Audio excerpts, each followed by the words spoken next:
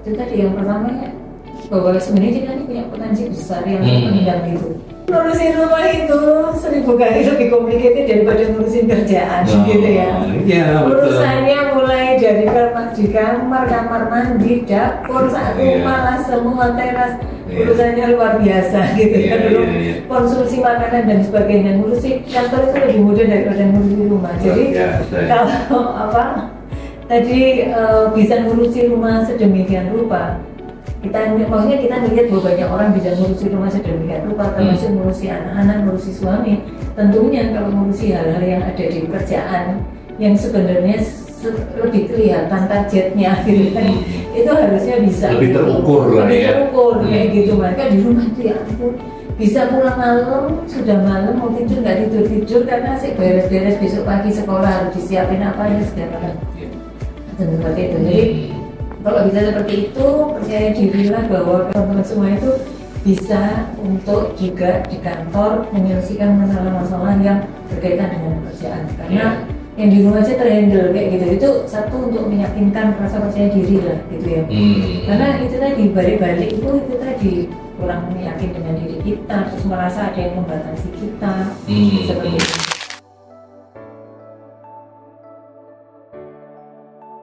Menurut saya sih enggak ya. Enggak ya? Enggak gitu. Jadi ya, nanti itu juga menjawab tadi itu saatnya kan cuma bekerja terus kemudian kita menjadi world leader. Menurut saya sih enggak gitu.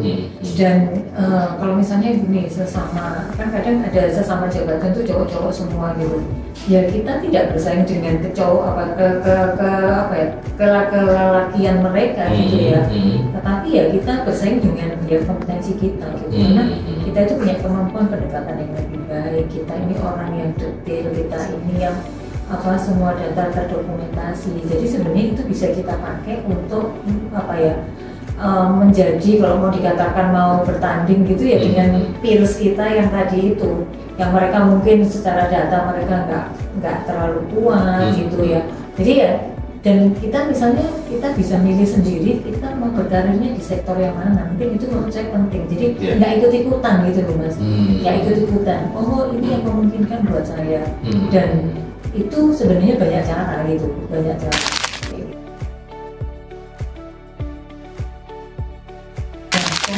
Yang pertama saya tidak pernah melihat bahwa bapak-bapak mungkin gitu ya, yang leader di perusahaan-perusahaan itu adalah orang-orang yang seperti apa gitu. Jadi saya memperlakukan mereka ya semua sama gitu ya, jadi tidak ada perbedaan.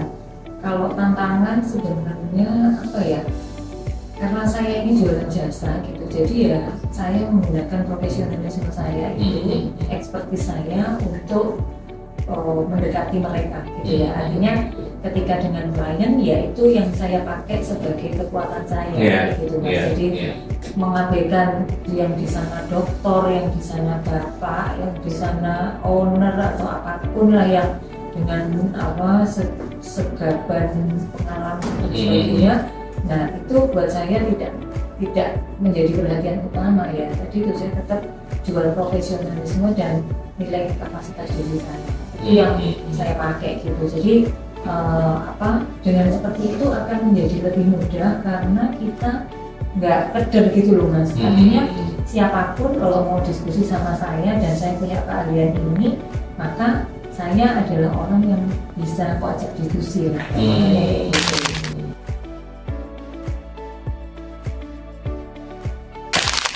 Apa pesannya untuk perusahaan atau teman-teman di HR, teman-teman di perusahaan, mau skala makro, mikro dan segala macam, untuk lebih bisa melihat potensi perempuan ini? Oke, jadi untuk itu sebenarnya karena perempuan ini adalah makhluk yang luar biasa diciptakan oleh Tuhan. Jadi yang pertama bahwa kita dari sisi manajemen harus melihat bahwa mereka ini punya potensi yang sama gitu ya. Jadi kalau kita bicara tentang di SDM lah gitu, mulai dari proses rekrutmen, terus kemudian perlakuan di dalam proses pengembangan karyawan, di dalam karirnya. Nah itu paling nggak harus benar-benar berbasis pada sesuatu yang sifatnya bisa diukur, artinya kompetensi gitu, sehingga Kemudian itu tadi paling nggak kesetaraan itu munculnya dari sana, dari sistem kayak gitu Mas. Sehingga kemudian itu tadi makin banyak perempuan-perempuan yang sebenarnya punya potensi besar itu kemudian bisa tampil dan kemudian memberikan kontribusi terhadap perusahaan. Dan bagi perempuan sendiri, kalau menurut saya karena potensi itu cukup besar, kita punya cara sendiri kok untuk bisa tampil dan menjadi leader, bukan hanya seperti leader